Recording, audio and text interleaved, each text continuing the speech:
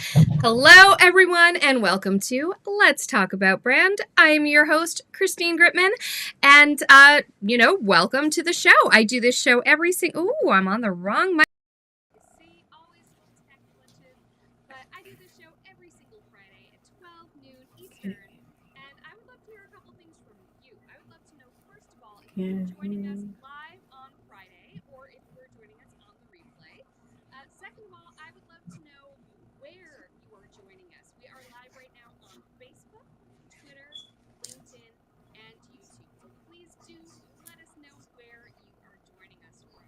As some of you may know already, this show is a companion to my Tuesday chat about brand. So make sure to join us over on Twitter every single Tuesday at 12 noon Eastern, 9 a.m. Pacific, or 5 p.m. British time, whatever time it is where you are.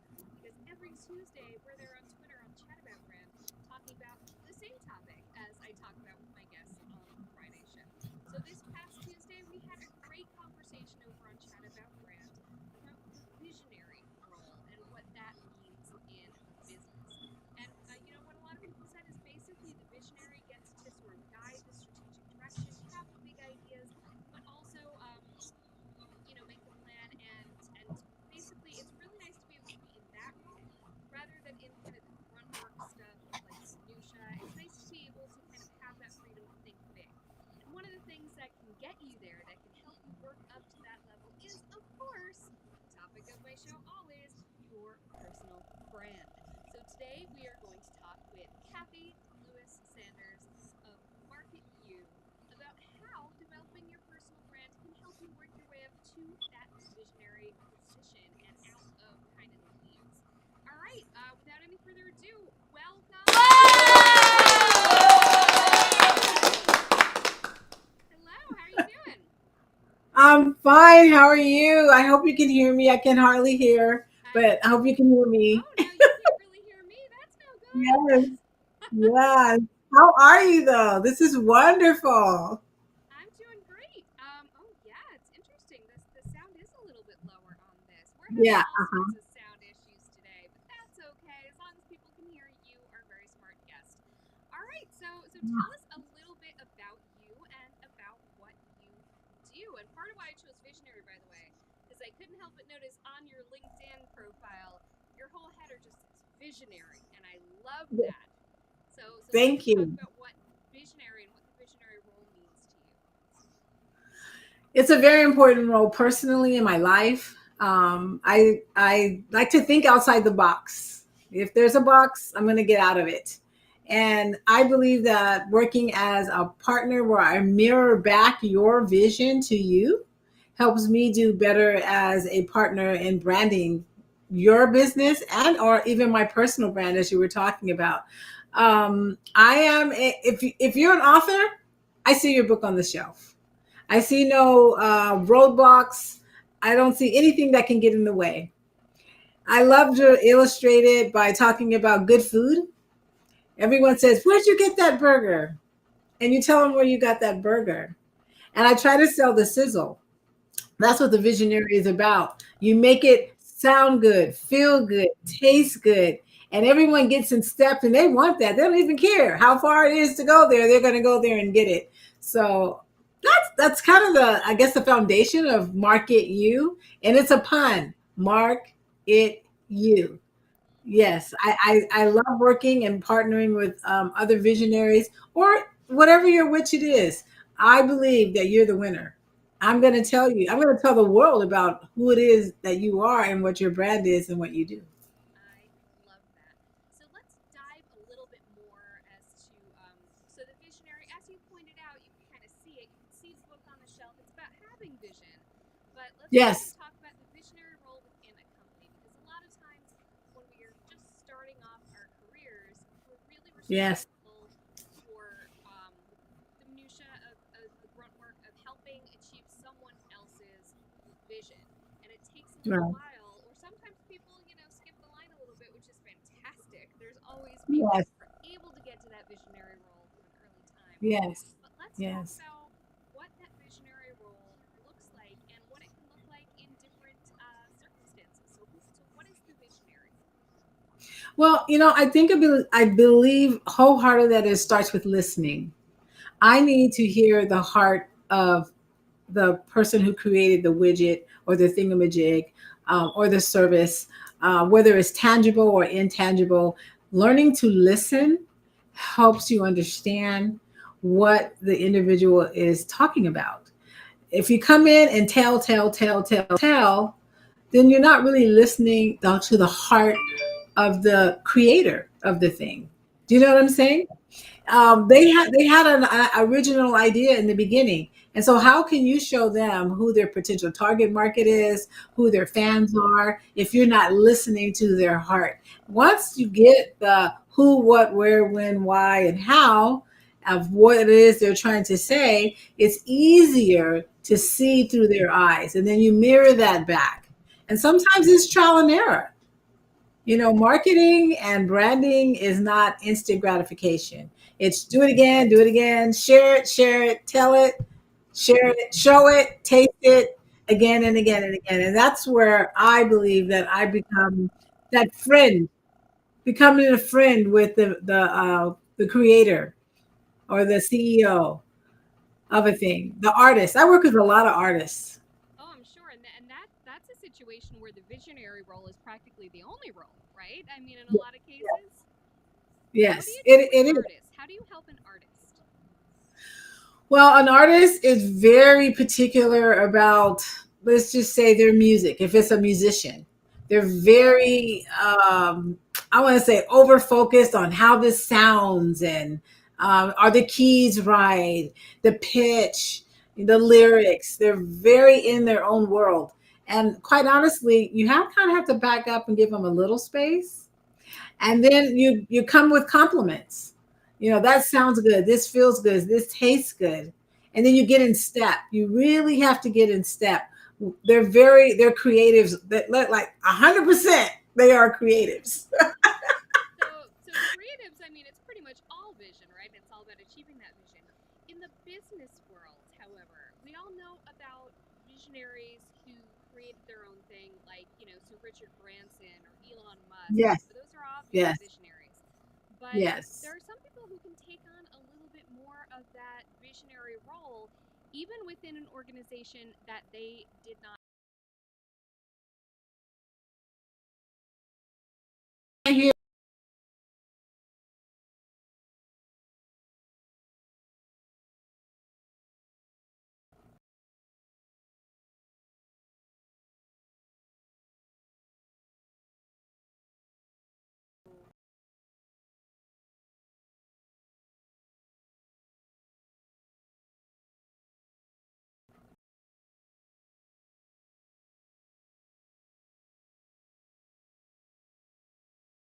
me.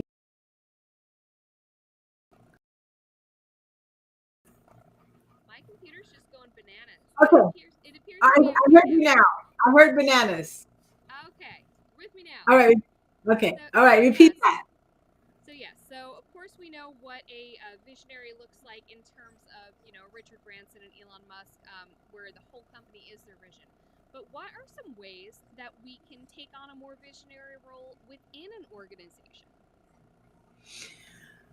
I would have to start at the mission statement. At the beginning, you know what it's like in business. We create the thing, we have a business plan, and then there's the mission statement. Getting everyone on board, saying the same mantra, and hearing what that is. And then I think we have to change roles. We become followership. We become the follower of, because to have two heads on one body is a monster. So the head of the thing has a vision, and you have to kind of get behind them and sort of lift up their arms. And you're getting step with what their original idea is, not to change the idea. That's not our focus. Is to change the idea. It's to better present their mission to their potential target market. And I think that takes delicacy, even if it's not 100%. Sometimes you can get in step with people, like a fork in the road. You can get in step with that person, and you kind of like nudge them, like, oftentimes that's true. But then we have to understand the analytical mind. I think that has a lot to do with the visionary as well, is understanding when the analytics are telling us something. We can't ignore it. Absolutely, especially since a lot of times people in that more visionary role, a lot of times we're sort of the dreamers, and it's, Yeah, here's my I am. vision of what I want. And, Yes, sometimes those details, the facts, can almost feel like the enemy, like almost like yes, that's what's going to hold it back. But right. you're right that it's good to pull in those more analytical minds because they can help Yes. fill out that dream and help make the plan happen. So let's move on to the personal branding element of that. As we said before, as I mentioned, we don't often start having the option of that visionary, that leadership role. A lot of times we have to be kind of a follower at first. Not everyone does. Some people are board leaders. But what Yes. are some ways that we can leverage our personal brand in order to really achieve more leadership and more buy in a way from those who we are hoping to recruit into our vision? Where should we start with our personal brands in terms of building towards that? Well, I believe again, it is almost along the same lines. Our personal brand can't overtake the mission, but we have to use it as a compliment. It's an accompaniment, the personal brand. And we can't forget that marketing is relationship. It's all about the relationship. And again, I want to just keep repeating that, kind of getting in step and consistency. We have to be consistent. Um, if there's an expectation and a mission, then we have to clearly understand what the goal is and the aim and try to stay within those boundaries. But you always come with the idea, the vision. You're kind of pumped up. You have that you have that smile, that energy. You know what I'm saying? Because everyone could be task oriented, and that could get boring. So how do I make the task exciting? I think that might be how my personal brand. They buy me. They buy Yes. me first. They buy you first. They buy the sizzle. I've always said that for Yeah, as long as I'm in the market. They buy the sizzle. They don't buy the hamburger. I like Does that that. make sense? Yeah. It makes absolute sense. So, what are some qualities that you feel people who are good at getting that buy-in and who are good at, getting people to buy the sizzle, what are some qualities you feel that they express in their personal brands that tend to get them that buy-in? I think their creativity, I think their cooperation, I believe that team is very important. The best way I can illustrate that would be sports. There's always one superstar in the sports, but in order for that superstar to achieve that goal, to win that Super Bowl, he's got to work well with his team. The team has to come together because he doesn't win the game by himself. There's that whole together each achieves more. We work together to win the game. We work together. If it's raising funds, for instance, I sit on a board, and part of that board is fiduciary duty. So we have to work together to raise those funds. That's not me by myself raising the funds, but I work with my team to raise the funds. You may not like everybody on the board. Let's be honest, but you get in step. Does that make sense? You kind of get in step. It does, and you bring up another really good point, which is that I've experienced myself that your career and your job position is not the only place where your personal brand matters. A lot of Right. times people who are on boards, people who have to do fundraising, so much of that depends on a person's personal magnetism and the ability Yeah. again to get people on board with that vision. So, Yes. what are some more qualities that you think that people who are able to leverage that in their personal lives maybe have? Like, what makes someone a magnetic fundraiser, for example? I I know this is going to sound really funny, but I think follow through and time management is very important. If you say that we need 5 hours to do something, then we really need to kind of like come early, right? We need to be able to manage that time. People are depending on us to follow through and follow up. If it's a hard one, then this is what we used to say: if there's four people on a team and one really has that outgoing personality, that they're sort of like a hospitality personality, then you let them lead.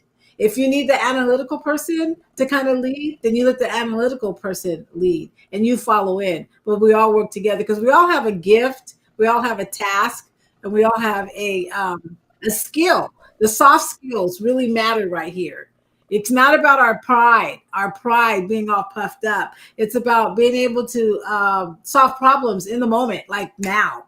Okay, oh, go get Susie. She can do this really well. She loves hospitality. We need her out front. Does that make sense?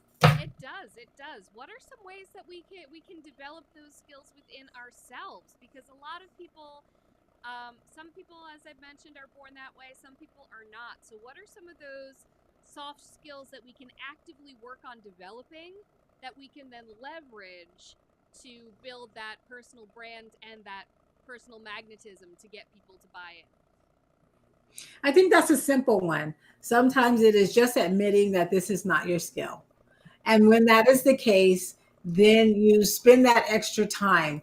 Like, for instance, if branding is about how I look, what is my font? What is my color?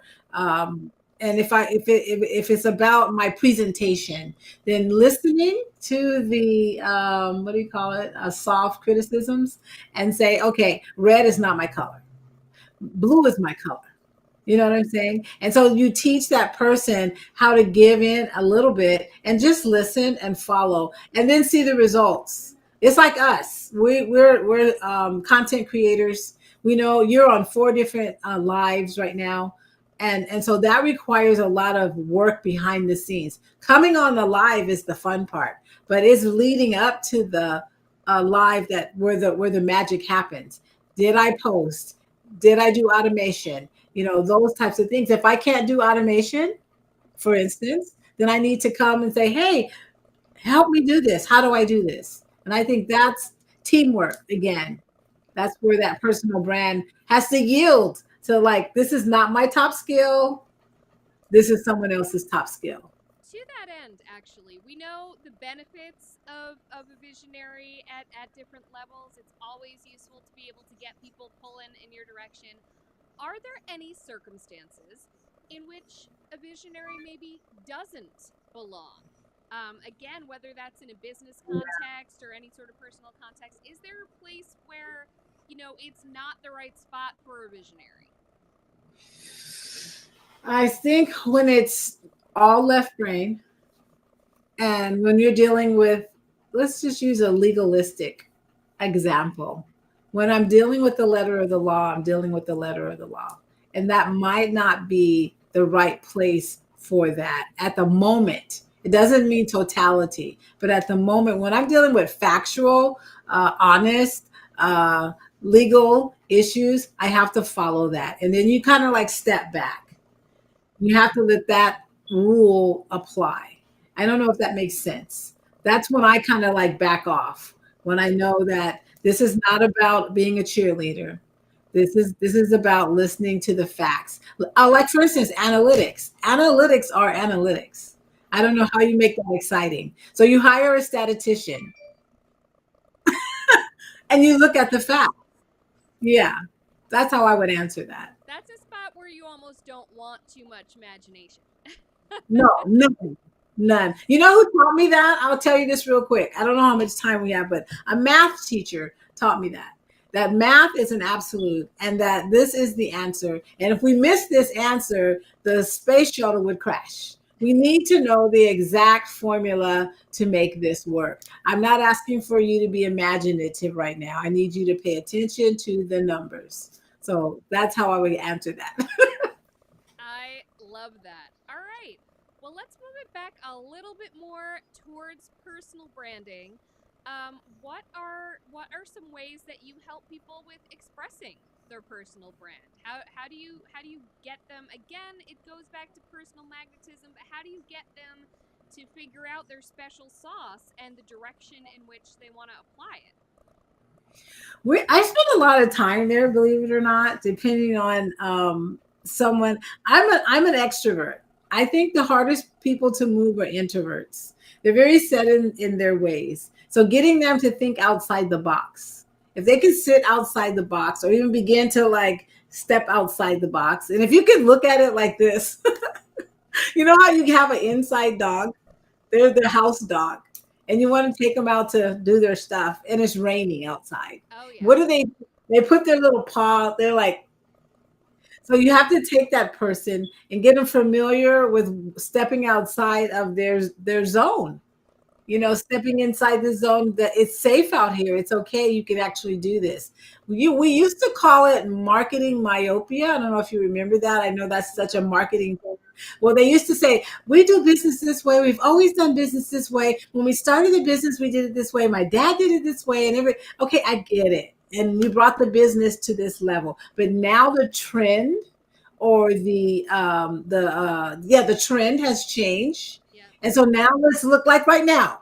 We used to be working in brick and mortar, and now we have to come from on land to online. And that's where your new consumer is trying to find you. So that's, I think, where we have to like take all the stress off of their mind that it's okay. We can do this online. It's all right. And it takes a little practice in getting that done. It does. Well, thank you so much for being here today, Kathy. Please let people at home know where they can find you and why they should.